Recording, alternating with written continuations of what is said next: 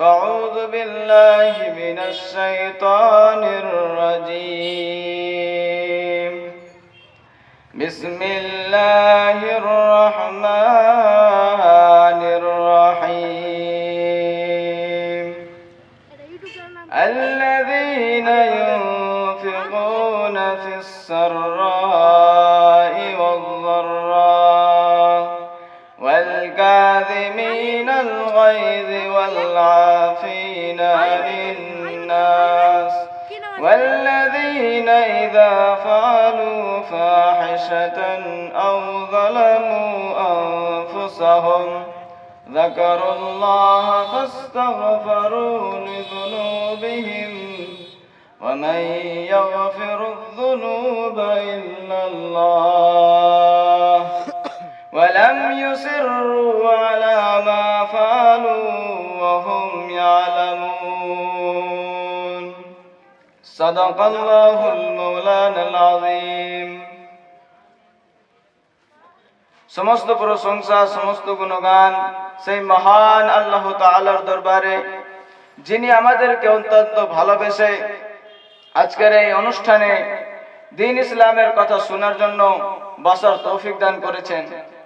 লক্ষ কোটি দরুদ ও সালাম বর্ষিত হোক সমস্ত নবীদের সরদার আমাদের প্রাণপ্রিয় নবী আকায়ে নামদার তাজদারে মদিনা আহমদ মুস্তাফা মুহাম্মদ মুস্তাফা সাল্লাল্লাহু আলাইহি ওয়াসাল্লামের উপর, যিনি আমাদের জন্য পথ প্রদর্শক, তার উপর লক্ষ কোটি দরুদ ও সালাম বর্ষিত হোক।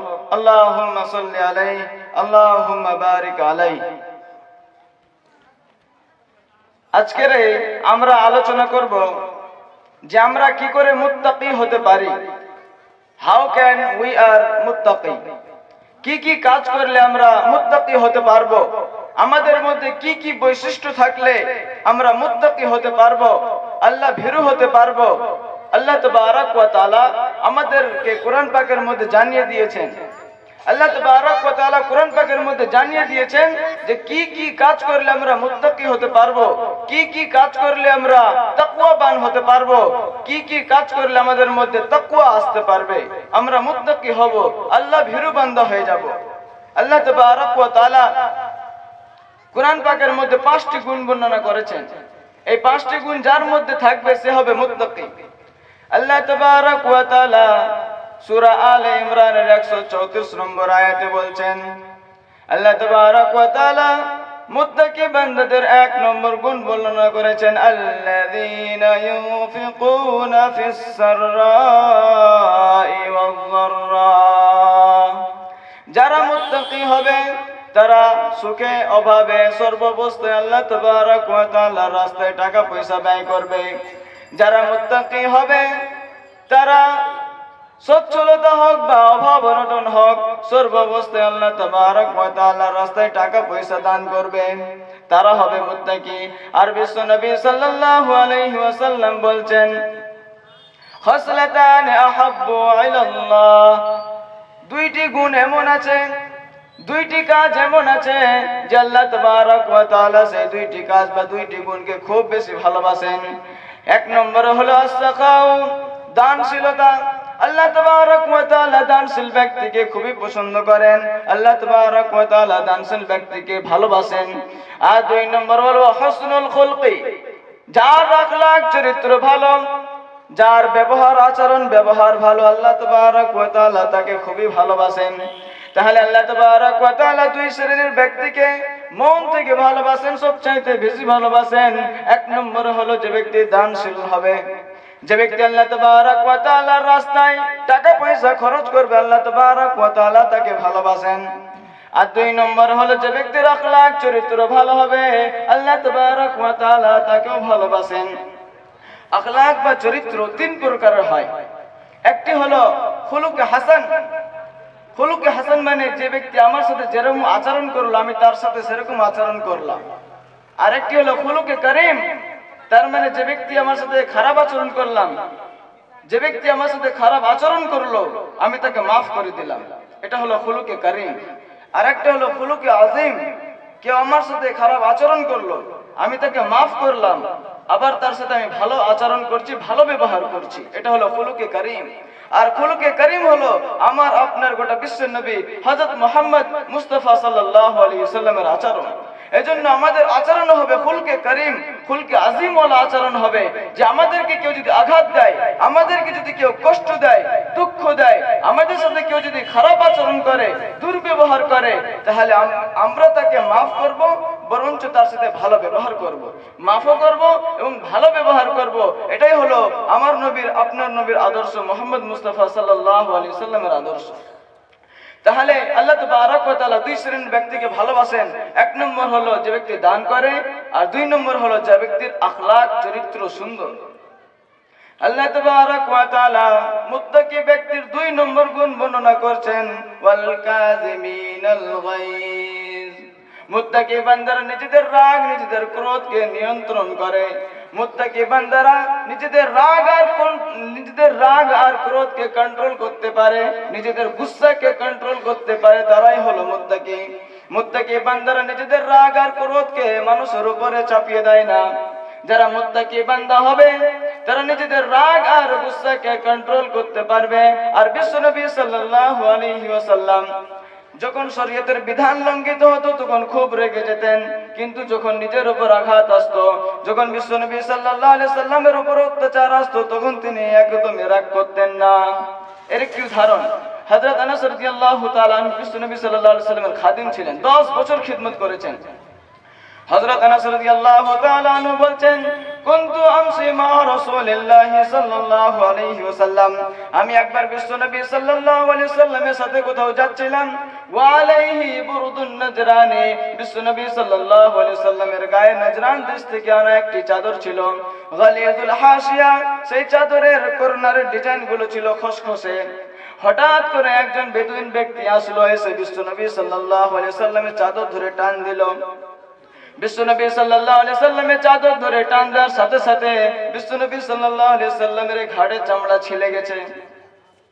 সে সময় যদি আমরা থাকতাম তাহলে তার সাথে খারাপ আচরণ করতাম, তাকে গালি দিতাম বা মারতাম, কিন্তু বিশ্বনবী সাল্লাল্লাহু আলাইহি সাল্লামের কিরূপ কি সুন্দর আচরণ। বিশ্বনবী সাল্লাল্লাহু আলাইহি ওয়াসাল্লাম তার দিকে মুখ ফিরে তাকালেন।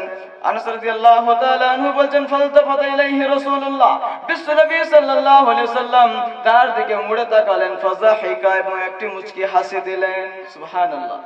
বিশ্বনবী সাল্লাল্লাহু আলাইহি ওয়াসাল্লাম তার দিকে মুড়ে তাকালেন, আবার একটি মুচকি হাসি দিলেন, আর বললেন, যাও একে বাইতুল মাল থেকে কিছু টাকা পয়সা দিয়ে দাও। সে একটা গরীব ব্যক্তি ছিল, সে এসে বিশ্বনবী সাল্লাল্লাহু আলাইহি সাল্লামের চাদর ধরে টান দিল আর বলল, ও মুহাম্মদ, মুরলি মিন মালিল্লাহ, হে মুহাম্মদ, আমি গরীব অসহায়, আমার খাওয়ার জন্য টাকা নেই, পরিধানের পরার জন্য পোশাক নেই, আপনি হুকুম করেন যেন বাইতুল মাল থেকে আমাকে কিছু টাকা পয়সা দিয়ে দেয়। তো সে ভিক্ষা চাইতে এসেছে, কিন্তু বিশ্বনবী সাল্লাল্লাহু আলাইহি সাল্লামের সঙ্গে দুর্ব্যবহার করলো, কিন্তু বিশ্বনবী সাল্লাল্লাহু আলাইহি সাল্লাম তাকে ক্ষমা করে দিলেন আর তার সাথে ভালো আচরণ করলেন।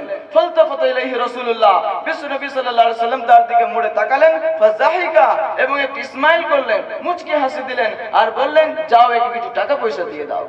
তো এটা হলো আমার নবী, আপনার নবী, গোটা বিশ্বের নবী, রাহমাতুল লিল আলামিন মুহাম্মদ আরবি মুস্তাফা সাল্লাল্লাহু আলাইহি সাল্লামের আদর্শ।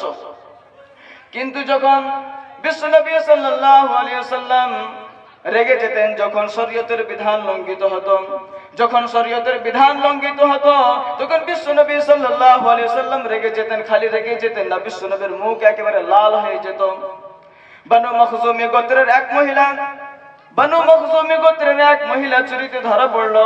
চুরির বিচার হলো, আস-সারিকু ওয়াস-সারিকাতু ফাকতাউ আইদিয়াহুমা জাযাআন বিমা কাসাবা নাকালাম মিনাল্লাহি ওয়াল্লাহু আজিজুন হাকীম।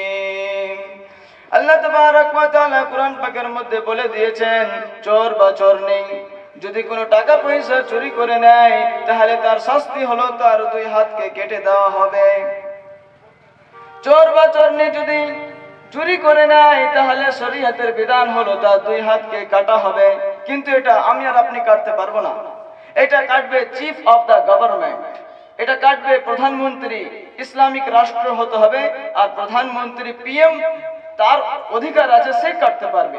রাসূল সাল্লাল্লাহু আলাইহি সাল্লাম ছিলেন প্রধানমন্ত্রী, পিএম ছিলেন, উনি রাষ্ট্রনায়ক ছিলেন, উনি প্রেসিডেন্ট ছিলেন, উনি ছিলেন খলিফাতুল মুসলিমিন। বিশ্বনবী সাল্লাল্লাহু আলাইহি সাল্লাম হাত কাটতে পারবেন, ওনার অধিকার আছে। এজন্য বিশ্বনবী সাল্লাল্লাহু আলাইহি সাল্লাম এবার এই মহিলার যেহেতু চুরি সাব্যস্ত হয়ে গিয়েছে, বিশ্বনবী সাল্লাল্লাহু আলাইহি সাল্লাম মহিলাটার হাত কেটে দেবেন। কিন্তু সাহাবারা ভয় করছেন যে বিশ্বনবী সাল্লাল্লাহু আলাইহি সাল্লাম যদি মহিলার হাতটা কেটে দেয় তাহলে তখন যুদ্ধ বাঁধবে। কারণ হলো যে সেই মহিলা যেটা চুরি করেছিল বনি মখজুমি গোত্রের মহিলা, সেই বংশটা হলো খুব সম্ভ্রান্ত ঘরের বংশ, খুব সম্ভ্রান্ত একটা বংশ ছিল। এখন যদি বিশ্বনবী সাল্লাল্লাহু আলাইহি সাল্লাম বিচার কার্যকর করে তার হাতটা কেটে দেয় তাহলে হতে পারে তারা বিশ্বনবীর শত্রু হয়ে যাবে, যুদ্ধ লাগতে পারে। কিন্তু কারো সাহস হয় না যে বিশ্বনবীকে গিয়ে সুপারিশ করবে, কারো সাহস হয় না। এজন্য সমস্ত সাহাবা মিলে উসামা বিন যায়েদ রাদিয়াল্লাহু তাআলা আনহুর ছেলে উসামা, বিশ্বনবী সাল্লাল্লাহু আলাইহি সাল্লামের ভালোবাসা, বিশ্বনবী সাল্লাল্লাহু আলাইহি সাল্লাম উসামা বিন যায়েদ রাদিয়াল্লাহু তাআলা আনহুকে খুব বেশি ভালোবাসতেন। এজন্য সমস্ত সাহাবী মিলে উসামা বিন যায়েদ রাদিয়াল্লাহু তাআলা আনহুকে ডাকলেন আর ডেকে বলেন, ও উসামা, বিশ্বনবী সাল্লাল্লাহু আলাইহি সাল্লাম তো তোমাকে নিজেদের প্রাণ চাইতে বেশি ভালোবাসে, তুমি যাও বিশ্বনবী সাল্লাল্লাহু আলাইহি সাল্লামের কাছে গিয়ে সুপারিশ করুন। কারণ আমাদের কারোর মধ্যে ক্ষমতা নেই, সাহস নেই যে আমরা বিশ্বনবী সাল্লাল্লাহু আলাইহি সাল্লামের কাছে গিয়ে সুপারিশ করব। বিশ্বনবী সাল্লাল্লাহু আলাইহি সাল্লামের কাছে গিয়ে তুমি সুপারিশ করো। উসামা বিন যায়েদ রাদিয়াল্লাহু তাআলা আনহু বললেন, ঠিক আছে আমি যাচ্ছি বিশ্বনবী সাল্লাল্লাহু আলাইহি সাল্লামের কাছে। উসামা বিন যায়েদ রাদিয়াল্লাহু তাআলা আনহু বিশ্বনবী সাল্লাল্লাহু আলাইহি সাল্লামের কাছে পৌঁছে গেলেন সুপারিশ করার জন্য। এসে বলেন, ইয়া রাসূলুল্লাহ, ইয়া হাবিবাল্লাহ, বনু মখজুমি গোত্রের মহিলাটি চুরি করেছে, চুরিতে ধরা পড়েছে, সে সত্যিকারে চুরি করেছে, কিন্তু একটি বড় বিষয়ের দিকে লক্ষ্য করে আর সমস্ত সাহাবার সুপারিশের কারণে আপনি এই মহিলার হাতটা কেটে দিয়েন না, আপনি মহিলার হাতটা কেটে দিয়েন না, হতে পারে যুদ্ধ লাগতে পারে, আপনার বনু মখজুমি গোত্র আপনার শত্রু হয়ে যেতে পারে, এজন্য আপনি হাতটা কেটে দিয়েন না। তখন কি হলো, বিশ্বনবী সাল্লাল্লাহু আলাইহি সাল্লাম সঙ্গে সঙ্গে রেগে গেলেন আর বিশ্বনবীর চেহারা আগুনের মতো লাল হয়ে গেল আর বললেন, ও উসামা, এত সাহস তুমি কোথায় থেকে পেলে, এত বড় সাহস তুমি কোথায় থেকে পেলে, তুমি আমাকে শরীয়তের বিধান প্রয়োগ করতে থেকে তুমি আমাকে বাধা দিচ্ছ, শরীয়তের বিধানকে নাফিজ করা থেকে তুমি আমাকে বাধা দিচ্ছ, তোমার এত বড় সাহস আসলো কোথায় থেকে? লাউ কানা ফাতিমা বিনতি সারাকাত ইয়াদাহা লাকাতা মুহাম্মাদুন ইয়াদাহা, আজকে যদি আমার কলিজার টুকরা নয়নের পুতুলি ফাতিমাও যদি চুরি করত, আমি তার হাতটা কেটে দিতে এক সেকেন্ডও দ্বিধাবোধ করতাম না। আমার কলিজার টুকরা নয়নের পুতুলি ফাতিমাও যদি চুরি করত তাহলে আমি তার হাতটা কেটে দিতে দেরি করতাম না, আর তুমি আমাকে সুপারিশ করতে এসেছো। তার মানে বুঝে গেল বিশ্বনবী সাল্লাল্লাহু আলাইহি সাল্লাম শরীয়তের বিধান লঙ্ঘিত হলে রেগে যেতেন। শরীয়তের বিধানে কোনো কম্প্রোমাইজ নেই, শরীয়তের বিধান সবার জন্য সমান, আমার বেটি হোক, আপনার বেটি হোক, কার বেটি হোক, কোনো যায় আসে না, শরীয়তের বিধান সবার ক্ষেত্রে সমানভাবে নাফিজ হবে। এজন্য বিশ্বনবী সাল্লাল্লাহু আলাইহি সাল্লাম যখন শরীয়তের বিধান লঙ্ঘিত হতো তখন রেগে যেতেন, রাগান্বিত হয়ে যেতেন। বিশ্বনবী সাল্লাল্লাহু আলাইহি সাল্লাম শরীয়তের বিষয়ে কোনো ছাড় দিতেন না। বিশ্বনবী সাল্লাল্লাহু আলাইহি সাল্লাম নিজে নামাজ পড়তেন, স্ত্রীদেরকেও নামাজ পড়তে বলতেন, কিন্তু দুনিয়াবি কাজে বিশ্বনবী সাল্লাল্লাহু আলাইহি সাল্লাম কিছুই বলতেন না। বিশ্বনবী সাল্লাল্লাহু আলাইহি সাল্লাম সারাদিন কাজ করে এসেছেন, সারাদিন দাওয়াত পৌঁছিয়ে এসেছেন, এসে দেখছেন যে আয়েশা রাদিয়াল্লাহু তাআলা এখনো রান্না করতে পারেনি, সারাদিন খাটনি করে এসেছেন, খেটে এসেছেন বাইরে থেকে, বাড়িতে এসে দেখছেন যে ওনার স্ত্রী আয়েশা রাদিয়াল্লাহু তাআলা এখনো রান্না করতে পারেনি, কিন্তু উনি রাগেননি, নিজে তাকে সহযোগিতা করে রান্না করে দিয়েছে। কিন্তু আমরা কি করি, নামাজ পড়ছে না, রোজা রাখছে না, কোরআন তেলাওয়াত করছে না, ইসলামের কোনো শরীয়ত আহকাম মানছে না, কোনো বিষয় নেই, কিন্তু আপনার আমার জামা পরিষ্কার করেন স্ত্রী, আমাদের রাগ, আজকে ভাত রান্না করেনি কেন, একেবারে রেগে ফায়ার হয়ে গেলাম, আমার অনুমতি ছাড়া কেন আমার স্ত্রী মায়ের বাড়ি যাবে, রেগে গেলাম। কেউ কেউ তো আছে তালাকও দিয়ে দেয়। শরীয়তের বিধান লঙ্ঘিত হলে আমরা তাদেরকে বলবো, আমার ছেলে, আমার স্ত্রী, আমার বোন, আমার ভাই, এরা যদি শরীয়তের বিধান না মানে তখন আমরা তাদেরকে ফোর্স করব শরীয়তের বিধান মানার জন্য। তো বিশ্বনবী সাল্লাল্লাহু আলাইহি সাল্লাম শরীয়তের বিধান লঙ্ঘিত হলে রেগে যেতেন। এরপরেও অনেক ব্যক্তি আছে যাদের রাগ খুব বেশি, তারা নিজেদের রাগ আর ক্রোধকে কন্ট্রোল করতে পারেন না। তো বিশ্বনবী সাল্লাল্লাহু আলাইহি ওয়াসাল্লাম শিখিয়ে দিয়েছেন, বিশ্বনবী সাল্লাল্লাহু আলাইহি ওয়াসাল্লাম 4টি টিপস দিয়েছেন, 4টি পদ্ধতি শিখিয়ে দিয়েছেন। এই 4টি পদ্ধতিতে আমরা নিজেদের রাগকে, নিজেদের ক্রোধকে নিয়ন্ত্রণ বা কন্ট্রোল করতে পারবো। বিশ্বনবী সাল্লাল্লাহু আলাইহি ওয়াসাল্লামের সম্মুখে দুইজন সাহাবী ঝগড়া বাঁধলো। বিশ্বনবী সাল্লাল্লাহু আলাইহি ওয়াসাল্লামের সামনে দুইজন সাহাবী ঝগড়া বাঁধলো। একজন সাহাবী রাগান্বিত হয়ে আরেকজন সাহাবীকে মারতে যাবেন, এমন অবস্থায় বিশ্বনবী সাল্লাল্লাহু আলাইহি ওয়াসাল্লাম বললেন, ইন্নী লা আ'লামু কালিমাতান, আমি এমন একটি বাক্য জানি, যদি এই সাহাবী এক্ষুনি বাক্যটি পড়ে নেয় তাহলে তার রাগকে আল্লাহ তাবারক ওয়া তাআলা ঠান্ডা করে দেবেন। সেই সাহাবী বলে, ইয়া রাসূলুল্লাহ, ইয়া হাবিবাল্লাহ, আপনি ওই কালেমাটা আমাকে শিখিয়ে দেন। বিশ্বনবী সাল্লাল্লাহু আলাইহি ওয়াসাল্লাম বললেন, পড়ো, আউযু বিল্লাহি মিনাশ শাইতানির রাজীম। আউযু বিল্লাহি মিনাশ শাইতানির রাজীম পড়ো, তোমার রাগ আল্লাহ ঠান্ডা করে দেবেন। সুবহানাল্লাহ। রাগ কমানোর 1 নম্বর টিপস হলো যে আউযু বিল্লাহি মিনাশ শাইতানির রাজীম আপনি যদি পড়েন তাহলে আপনার রাগ ঠান্ডা হবে। 2 নম্বর টিপস বিশ্বনবী সাল্লাল্লাহু আলাইহি ওয়াসাল্লাম দিলেন, ইযা গাযিবা আহাদুকুম ফালইয়াসকুত, যখন তোমাদের রাগ হবে তখন তোমরা চুপচাপ বসে পড়বে, তাহলে রাগ ঠান্ডা হয়ে যাবে। 3 নম্বর পদ্ধতি বিশ্বনবী সাল্লাল্লাহু আলাইহি ওয়াসাল্লাম শেখালেন, ইযা গাযিবা আহাদুকুম ওয়া হুয়া কায়িমুন ফালইয়াজলিস, তোমাদের যদি দাঁড়ানো অবস্থায় রাগ হয় তাহলে বসে পড়ো। ফাইন যাহাবা আনহুল গাযাবু ওয়া ইল্লা ফালইয়াস্তাজি, যদি বসার পরে রাগ ঠান্ডা হয়ে যায় তাহলে ঠিক আছে, আর যদি বসার পরেও রাগ ঠান্ডা না হয় তাহলে শুয়ে পড়ো, শুয়ে পড়ো, তাহলে রাগ ঠান্ডা হয়ে যাবে। আর 4 নম্বর টিপস বিশ্বনবী সাল্লাল্লাহু আলাইহি ওয়াসাল্লাম আমাদেরকে শিক্ষা দিলেন যে যখন আমাদের রাগ হবে তখন আমরা যেন ঠান্ডা পানি দিয়ে ওযু করে নিই।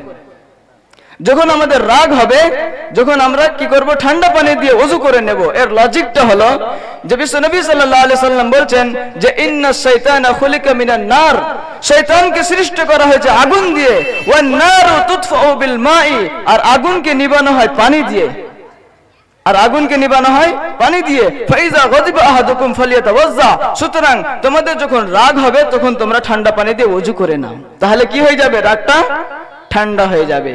তাহলে বিশ্বনবী সাল্লাল্লাহু আলাইহি ওয়াসাল্লাম 4টি পদ্ধতি আমাদেরকে শেখালেন রাগকে কন্ট্রোল করার জন্য। এই রাগকে কন্ট্রোল করতে শিখতে হয়, কারণ রাগের মাথায় মানুষ একে অপরকে হত্যা করে, রাগের মাথায় মানুষ একে অপরকে গালিগালাজ করে, রাগের মাথায় স্বামী স্ত্রীকে তালাক দিয়ে দেয়, রাগের মাথায় যত অপকর্ম আছে, যত গুনাহের কাজ আছে, যত পাপ কর্ম আছে, মানুষ রাগের মাথাতেই করে। এজন্য রাগকে আমাদের কন্ট্রোল করতে হবে। আর রাগকে কন্ট্রোল করতে গেলে আমাদের 4টি কাজ করতে হবে। 1 নম্বরে আউযু বিল্লাহি মিনাশ শাইতানির রাজীম পড়তে হবে। 2 নম্বরে বসে পড়তে হবে। রাগ না ঠান্ডা হলে শুয়ে পড়তে হবে। আর আপনার চুপ থাকতে হবে। যখন আমরা রাগ হব, রাগান্বিত হব, তখন আমাদের মুখে টেপাঠা লাগিয়ে চুপচাপ বসে থাকতে হবে। আর 4 নম্বরে হলো ঠান্ডা পানি দিয়ে ওযু করে নিতে হবে। এই 4টি কাজ যদি আমরা করতে পারি তাহলে আমাদের রাগ ঠান্ডা হয়ে যাবে। তাহলে 2 নম্বর মুত্তাকি বান্দা 2 নম্বর গুণ হয়ে গেল যে এরা নিজেদের রাগ আর নিজেদের ক্রোধকে কন্ট্রোল করতে পারে। আল্লাহ তাবারক ওয়া তাআলা মুত্তাকি বান্দাদের 3 নম্বর গুণ বলছেন, ওয়াল আফিনা আনিন নাস, যারা মুত্তাকি বান্দা হবে, যারা তাকওয়াওয়ালা বান্দা হবে, যাদের মধ্যে আল্লাহর ভয় থাকবে, তারা মানুষকে ক্ষমা করে দেবে, তারা মানুষকে maaf করে দেবে। যারা তাকওয়াবান হবে, যার মধ্যে তাকওয়া থাকবে, যার মধ্যে আল্লাহর ভয় থাকবে, সে মানুষকে maaf করে দেবে, ক্ষমা করে দেবে। আমরা আল্লাহ তাবারক ওয়া তাআলার দরবারে হাত তুলে কান্নাকাটি করি, ও আল্লাহ আমাকে ক্ষমা করে দাও। রাতের অন্ধকারে আমরা তাহাজ্জুদের নামাজে উঠে দোয়া করি, ও আল্লাহ তুমি আমাকে ক্ষমা করে দাও, কিন্তু আমরা একে অপরকে maaf করতে চাই না। আমরা আল্লাহ তাবারক ওয়া তাআলার কাছে ক্ষমা চাই যে আল্লাহ আমাকে ক্ষমা করে দাও, কিন্তু আমি আরেকজনকে ক্ষমা করতে চাই না। কে আমাকে গালি দিয়েছে আমি মনে রেখেছি, সুযোগ পেলেই তাকে গালি দেব। কেউ আমাকে হয়তো কটু কথা শুনিয়েছে, আমার মধ্যে ভিতরে রাগ জমে আছে যে আমি সুযোগ পেলে তাকে কটু কথা শোনাবো। বিশ্বনবী সাল্লাল্লাহু আলাইহি সাল্লাম মানুষকে ক্ষমা করে দিতেন। যখন মক্কা বিজয় হলো, যখন মক্কা বিজয় হয়ে গেল, মক্কার কাফের মুশরিকরা থরথর করে কাঁপছিল। মক্কার কাফের মুশরিকরা মনে করলো, আমরা যেমন বিশ্বনবী সাল্লাল্লাহু আলাইহি সাল্লামকে কষ্ট দিয়েছি, আমরা যেমন সাহাবাদেরকে কষ্ট দিয়েছি, আজকে বিশ্বনবী সাল্লাল্লাহু আলাইহি ওয়াসাল্লাম আমাদেরকে কচু কাটা করে দেবে। আমরা যেরকম বিশ্বনবীকে কষ্ট দিয়েছি, সাহাবাদেরকে কষ্ট দিয়েছি, আজ হয়তো মুহাম্মদ আরবি মুস্তাফা সাল্লাল্লাহু আলাইহি ওয়াসাল্লাম তার প্রতিশোধ নেবে, আমাদের এক এক করে ধরবে আর মারবে আর কাটবে। কিন্তু বিশ্বনবী সাল্লাল্লাহু আলাইহি সাল্লাম কি বললেন? বিশ্বনবী সাল্লাল্লাহু আলাইহি সাল্লাম বলেন, ইযহাবু লা তাসরিবা আলাইকুমুল ইয়াওম, যাও, আজকে আমার পক্ষ থেকে তোমাদের উপর কোনো প্রতিশোধ নাই। ইযহাবু ফাউতুমুতলাকা, যাও, আমি তোমাদের সকলকে maaf করে দিলাম। বিশ্বনবী সাল্লাল্লাহু আলাইহি সাল্লাম কোনো প্রতিশোধ নিলেন না, সবাইকে maaf করে দিলেন। তাহলে মুত্তাকি যারা হবে তাদের 3 নম্বর গুণ হবে যে তারা মানুষকে ক্ষমা করে দেবে। মুত্তাকি বান্দার 4 নম্বর গুণ হলো ওয়াল্লাযীনা ইযা ফাআলু ফাহিশাতান আও যালামু আনফুসাহুম যাকারুল্লাহ। মুত্তাকি বান্দাদের দ্বারা যখন গুনাহ হয়ে যায়, তখন মুত্তাকি বান্দারা আল্লাহ তাবারক ওয়া তাআলার কাছে ক্ষমা চায়, ও আল্লাহ তুমি আমাকে ক্ষমা করে দাও। কারণ তারা জানে যে আল্লাহ তাবারক ওয়া তাআলা ছাড়া অন্য কেউ ক্ষমা করতে পারবে না। তো মুত্তাকি বান্দাদের দ্বারা যখন গুনাহ হয়ে যাবে, তখন মুত্তাকি বান্দারা আল্লাহর কাছে ক্ষমা চাইবে, কারণ ক্ষমা করতে পারে একজন, তিনি হলেন আল্লাহ। আল্লাহ ছাড়া অন্য কেউ ক্ষমা করতে পারবে না। আর মুত্তাকি বান্দার 5 নম্বর গুণ হলো আল্লাহ তাবারক ওয়া তাআলা বলেন, ওয়ালাম ইউসিরু আলা মা ফালু ওয়া হুম ইয়ালামুন। মুত্তাকি বান্দারা জেনে বুঝে এক পাপ কাজকে বারবার করে না। মুত্তাকি বান্দা যারা মুত্তাকি হবে, যার অন্তরে আল্লাহ তাবারক ওয়া তাআলার ভয় হবে, তারা জেনে বুঝে এক পাপ কাজকে বারবার করবে না, গুনার কাজকে রিপিট করবে না। একবার গুনাহ হয়ে গিয়েছে, কিন্তু একবার সিগারেট খেয়ে গুনাহ করে নিয়েছে, আর গুনাহ করবে না, তাহলে সে মুত্তাকি। একবার মদ পান করে নিয়েছে, আর সে মদ পান করবে না, তওবা করে নিয়েছে, তাহলে সে মুত্তাকি। একবার জিনা করে ফেলেছে, তওবা করে নিল, আর জিনা করব না, সে হলো মুত্তাকি। একবার মিথ্যা কথা বলে দিয়েছে, তওবা করে নিল, আর মিথ্যা কথা বলবো না, সে হলো মুত্তাকি। একবার চুরি করেছে, ডাকাতি করেছে, পরনিন্দা করেছে, তারপরে তওবা করে নিল, সে হলো মুত্তাকি। কিন্তু যে ব্যক্তি বারবার গুনাহের কাজ করলো, একবার বিড়ি খেলো, আবার খাচ্ছে, তাহলে সে মুত্তাকি না। মদ খাচ্ছে তো খেয়েই যাচ্ছে, সেও মুত্তাকি না। গুনাহের কাজ যে ব্যক্তি বারবার করবে, সে মুত্তাকি হতে পারবে না। তাহলে আমাদেরকে যদি মুত্তাকি হতে হয়, তাহলে গুনাহের কাজকে ছেড়ে দিতে হবে। আল্লাহ তাবারক ওয়া তাআলা আমাদেরকে আমল করার তৌফিক দান করুন। আমিন। ওয়া আখিরু দাওয়ানা আনিল হামদুলিল্লাহি রাব্বিল আলামিন।